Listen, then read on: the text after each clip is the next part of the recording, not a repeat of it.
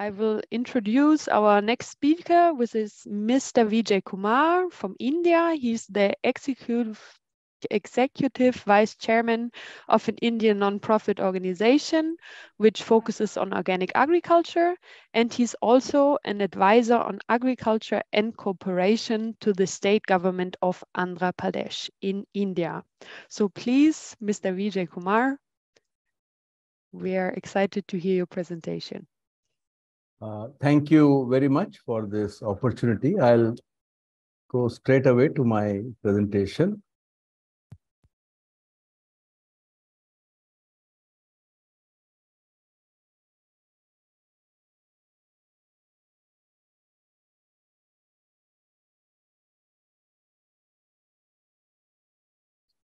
Yeah, I am the executive vice chairman of the non-profit called Raitu Sadhikara Samastha. It is an organization of the government of Andhra Pradesh, and our mission is to transform the state to see that all farmers move to natural farming, climate resilient natural farming. But in this, I will be highlighting the role of water management, which is made possible through natural farming. India has 16% of the world's population, but the country possesses only 4% of the world's freshwater resources. So you can really see the pressure on water in India and what will happen in the future. And this is even more, concerning that we are losing 5 billion tons of soil every year, 16 tons of soil per hectare.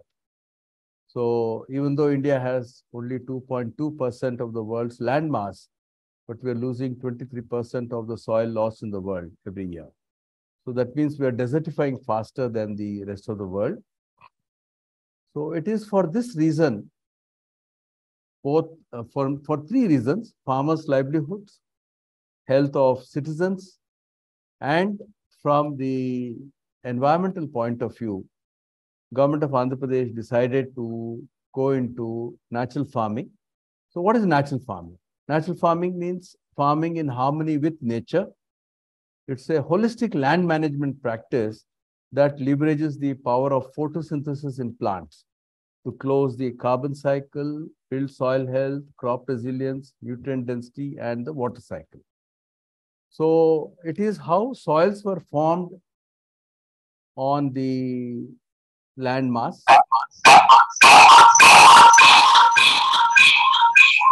Can it be muted, please? There's some disturbance. Yeah.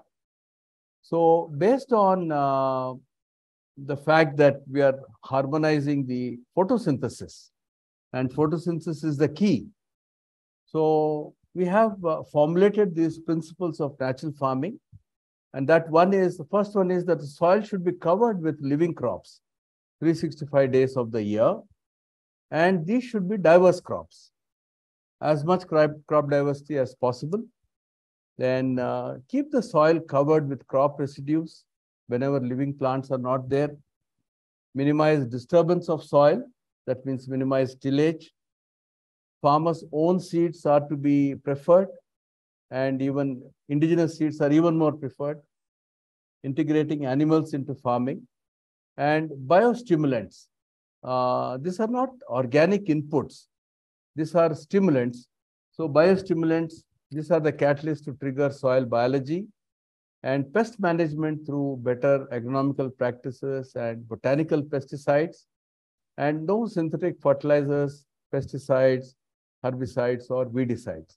These are our 9 universal principles, basically to maximize the photosynthesis processes and thereby enhance root exudates, thereby trigger soil biology, and then enable nutrient absorption, water absorption, etc.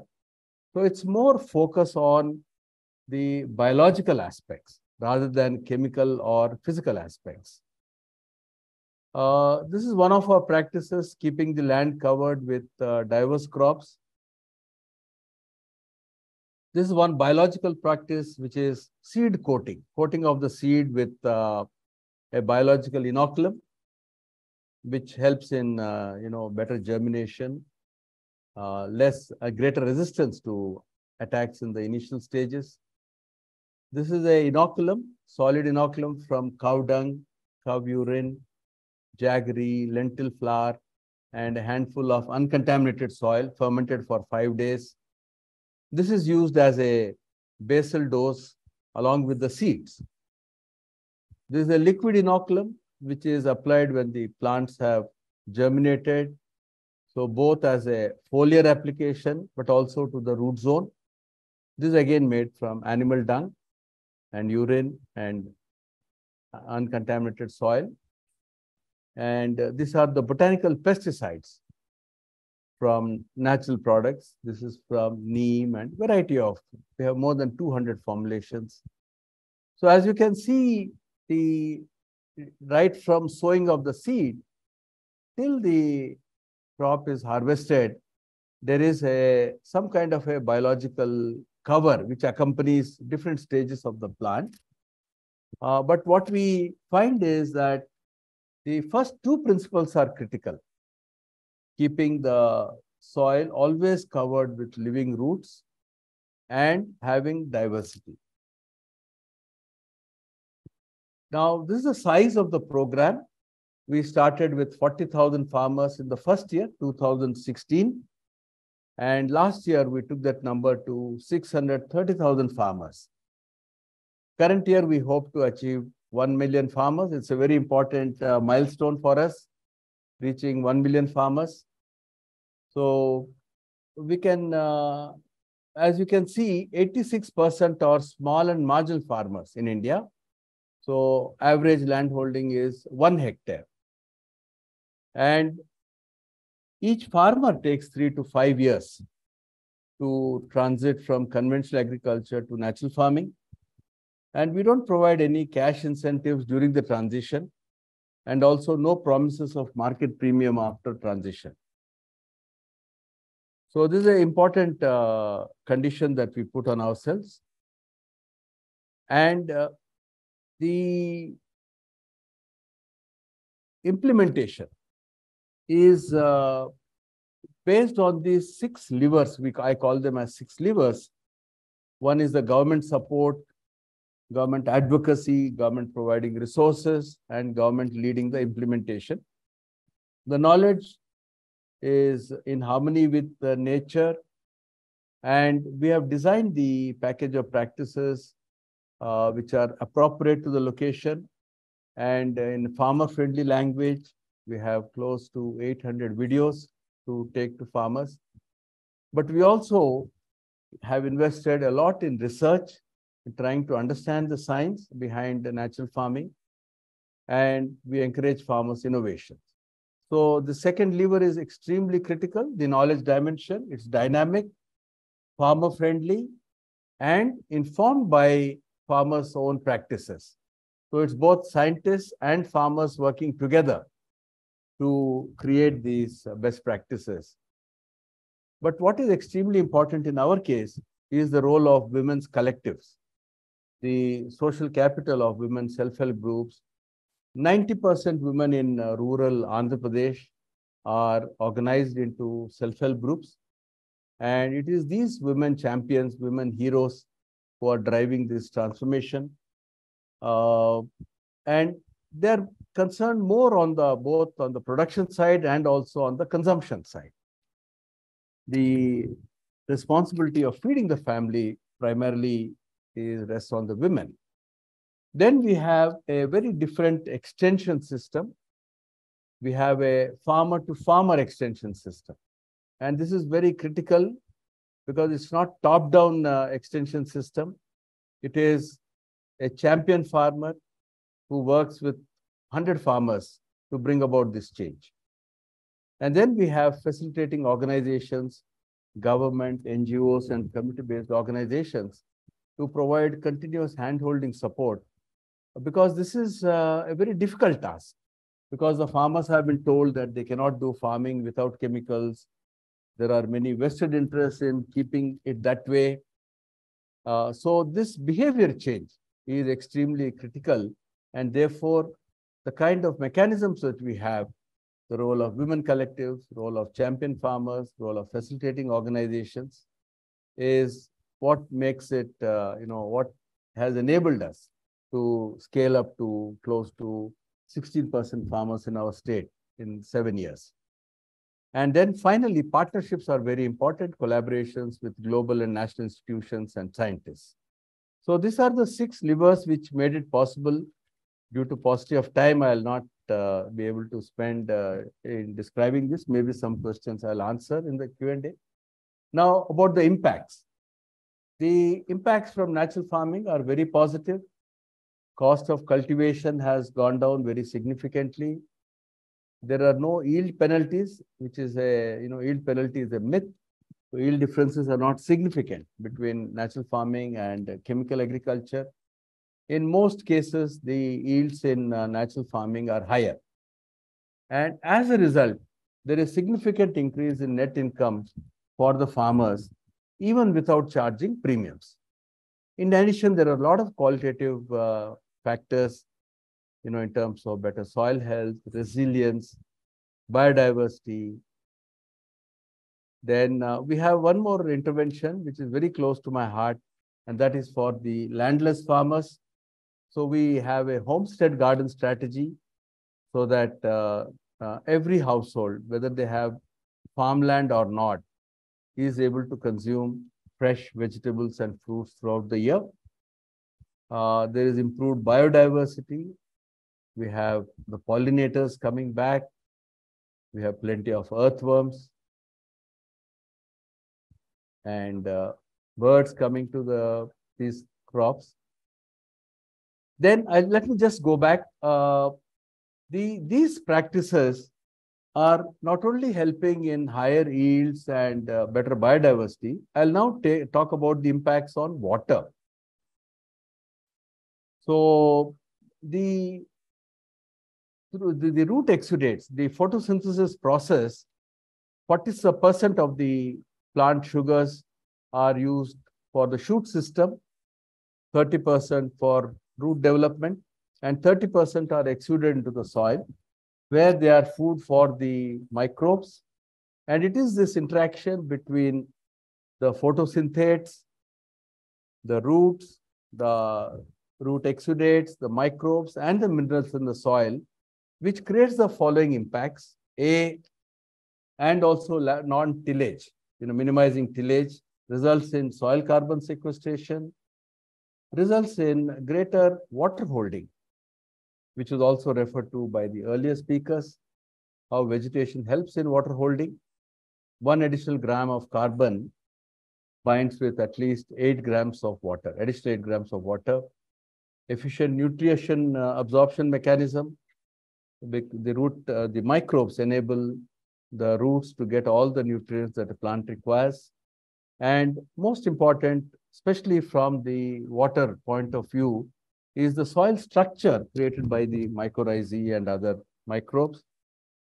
And as you all know, good quality soil means that at least 50 to 60% by volume should be air. This is what I have tried to depict here. So on the left side, you have the present soils, which are non-porous and non-permeable. But through this biological action, through the root exudates, maximization of photosynthesis, non-tillage, biostimulant switching on the microbes, we are able to create porous soils. We are able to put more carbon into the soil. So there are 3 impacts on water. There is greater water infiltration, greater water holding. That means we are creating subsoil reservoirs. And the third, which is something which I would like to really highlight in this presentation, that our work is showing that through natural farming, we are able to harness water in the air. So water vapor harvested for irrigation.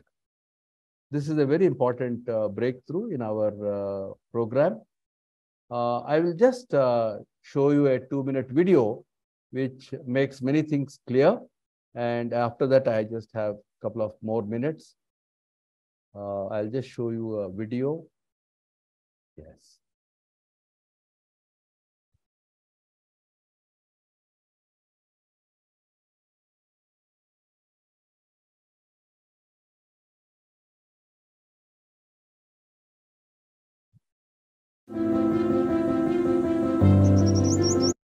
This is hot summer in the month of May, and except the central field, which is our intervention field, you can see that all other fields are barren. There are no crops there.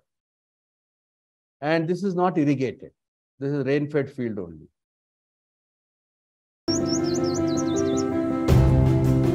I hope it is audible. The video sound is on. Can somebody confirm? Yes, we can hear it. Okay, thank you.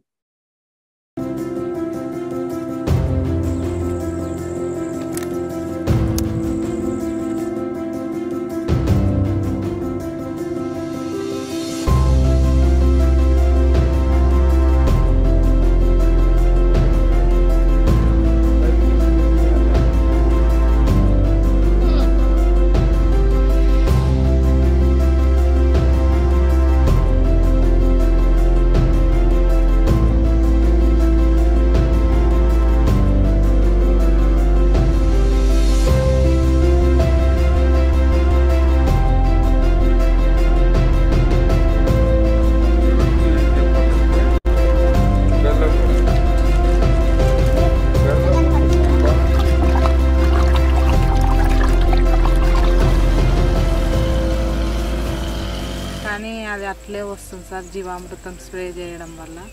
వర్షం కూడా లేకపోయినా ఈ mulching ద్వారా అది ఎప్పుడు పచ్చగానే ఉంటుంది. కాయ పూత ఎప్పుడు జరుగుతూనే ఉంది సార్. మాకు 25 రకాలు రోజు కోయడం రోజు అమ్మడం జరుగుతుంది సార్. రోజు డబ్బులు రావడమే జరుగుతుంది. అందువలన ఈ 50 సెంట్ల 60.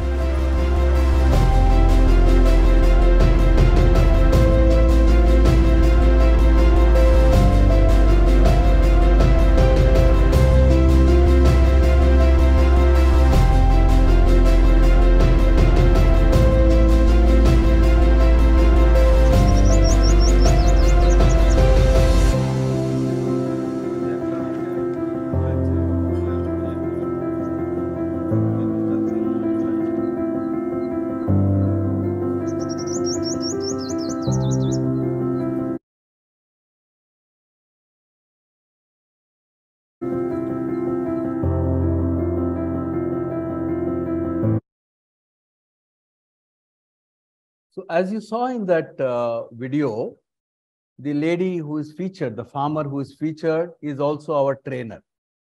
So when naturally, when she speaks, people listen to her very carefully. You also saw a lot of those biological practices that I explained. Now I'll just complete the remaining slides on the water impacts of natural farming.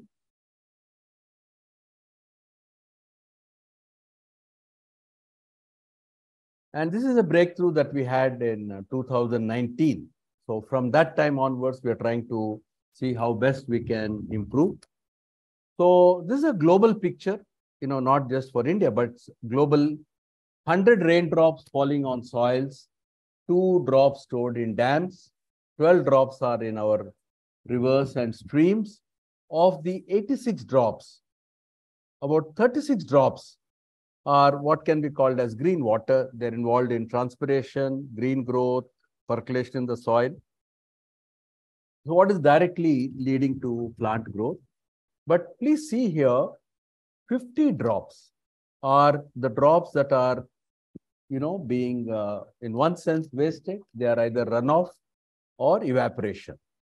So natural farming is doing 2 things. A, it is ensuring that these drops, instead of running off or evaporating, become green water. So water infiltration, water holding, creation of in-soil reservoirs. But beyond this, we are also creating water. We are also harnessing water from the air. So that is the importance of this breakthrough. Now, you all know that water in the air is up to, in the tropics, is up to 50,000 parts per million. That is, equal to 10 rivers of water flying over your head at all times.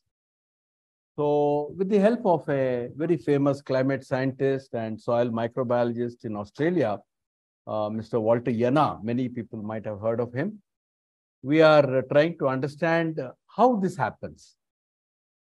what is the basis for what we are seeing? To me, it's a miracle. To the farmers, it's a miracle. In fact, the Pushpavati, when she was trying this, all her neighbors actually dissuaded her not to do this. But she was determined to try this experiment. And thanks to her, now more than 600,000 farmers are practicing it. So we are trying to understand what are these processes which enable this water, which previously was, it's, in one sense, it's new water. What are the basis for this? So I'll be very happy if there are people in Netherlands, and I was very impressed by the previous speaker's expertise. So we'd also be very happy if you are interested in collaborating on this, or anybody who is part of this, because for us, this is a very important breakthrough. It's a game changer in the way we understand water. It's literally creating new water. So what are the impacts? We are ensuring through natural farming that there are clean rivers, no synthetic chemicals in the rivers. And once, soil carbon is sequestered, it also filters and holds impurities. We're able to enhance the safety of reservoirs because we reduce the runoffs. There is reduction in crop water requirement. We can expand the irrigation capacities of existing irrigation tanks, reservoirs. We can arrest unsustainable depletion of groundwater. We have seen resilience to floods and to droughts. We're able to restore degraded lands, saline lands, and also ensure lands are not kept fallow. And finally, increasing crop intensity is enabling 3 crops to be grown on the same patch of land where earlier only 1 crop could be grown. And we also believe very strongly that this is the best way of cooling the planet safely and quickly. Just to show how resilient this is, these are, natural farming fields and conventional fields. So this is the resilience to floods demonstrated by natural farming. This is the reduction in water usage. We are seeing about 50% reduction in crop water requirement in the 3rd year or 4th year of, switching over to natural farming. But in the very first year, we can see about 30% reduction in water. And this is, in my opinion, something very, very inspiring, and which I also regard as a boon for farmers in semi-arid areas, not only in India, anywhere in the world. So this is a farm of one of our, again, best practicing farmers. And you can see from her farm how she's taking 3 crops in a year. This is her crops in winter. She did the sowing in April in dry soil after seed pelleting and mulching of the ground. And this is the way she's getting incomes throughout the year. And, she has earned about 155,000 rupees in 12 months. 1 more month still to be counted. This is 5 to 7 times what she was earning previously. And you can see the crop diversity in her field. So the quality of the income is very good because it comes from multiple sources and it's coming every month of the year. So it is this kind of resilience, economic resilience, resilience to climate change that natural farming can provide. So I'm just closing now. We are changing the water paradigm. Instead of looking at farming only as consumer of water, natural farming shows that farming, if done properly, not only consumes water, but also produces new water and saves existing water. So we don't believe that it is a win-lose situation, but all of us can make it into a win-win situation. So this is my last slide. We believe very strongly that 365 days green cover, which is made possible through natural farming, is also the best way of cooling the planet. So I conclude here with one quotation. We do not inherit the earth from our ancestors. We borrow it from our children. So I'll I stop my presentation here, thanking all of you. This is, in my opinion, a very different paradigm for water, and we'll be very happy if people would like to work with us and understand more. And also, there's a lot more that we don't understand. So perhaps together we can understand. We have got a lot of interest from organizations in Africa, South America, and Asia. And given the imminent El Nino, people are really worried, and we believe very strongly that this is a natural solution which is benefiting farmers from year one. There's no transition period. Year one, farmer can benefit. Secondly, the crop produced is so healthy, so nutritious because of the crop diversity. So the plant is getting all the trace minerals and all the nutrients that it requires in the right quantities. And finally, the benefit for the environment. So thank you very much. I think I've stuck to my time limit. I've saved some time we can use for Q&A. Over to you. Thank you very much, Netherland. And over to you, Lee. Thank you very much, Mr. Kumar. Very interesting presentation. And as you said, we still have some time, not so much, but still some time for questions. So I see that currently in the chat, there are no questions, but maybe in the audience, there are some questions. So if you want to ask a question to Mr. Kumar or Mr. Patzwal or also Mr. Koch, please feel free to raise your hand or just unmute yourself and ask your question. Or if you don't want to speak, you can also still write it in the chat. Natalie, please. Yes, hello everyone, and thank you so much to Naturland for the organization and the presenters. It was really interesting. I wanted to ask my question to Mr. Vijay Kumar.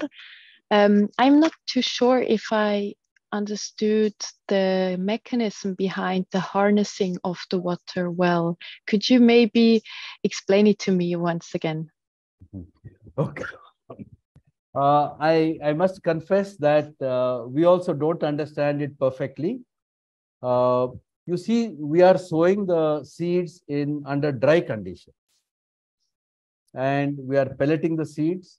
We are providing biological inoculum, and then we are covering the ground with mulch, and with very little rainfall, germination happens, and the crop is able to sustain long periods of not getting any rain.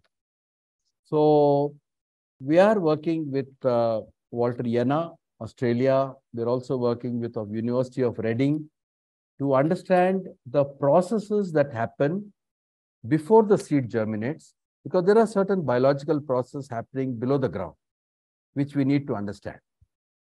And after germination, what happens? What Walter Jena believes, and we need to test it, but it is his strong feeling that 60 to 80% of this water, which is harnessed from air, is through the leaves, because he believes that the cytoplasm of these leaves is different from leaves produced through chemical agriculture. So there are many processes which are happening, and it would be foolish on my part to say that we know everything. That's why I also mentioned that we are looking for research collaboration to understand more, but we know it works. So as far as my farmers are concerned, we can replicate these practices. We have developed good protocols for different crops. So let me say that at this stage, we don't know the entire science, but in practice, the practices are working very well, and our farmers are getting very good crops, good yields, and they're very happy. Does that answer your question, Natalie? Yes, thank you so much. I think for the moment. Yeah, that's right. Thank you. Because we can't stop till I gain perfect knowledge. It may take 100 years. Then we'll be dead. So I will come to the closing part of this meeting. And if there are questions in after the meeting, feel free to email us or email me, and we can try to answer them after. So for now, for me, I would really like to thank our speakers for the very interesting input that they gave today. I would also like to thank the translators who did a very good job translating. And I would also like to thank my colleagues for the technical support in the chat and also here with the Zoom. And of course, I would like to thank you participants for participating and asking questions. It was very nice. And we would love to get feedback on the webinar. So we will post the feedback form. It's already in the chat. So please, if you click on the link, fill out the form. It's really short. It will take 2 minutes or something.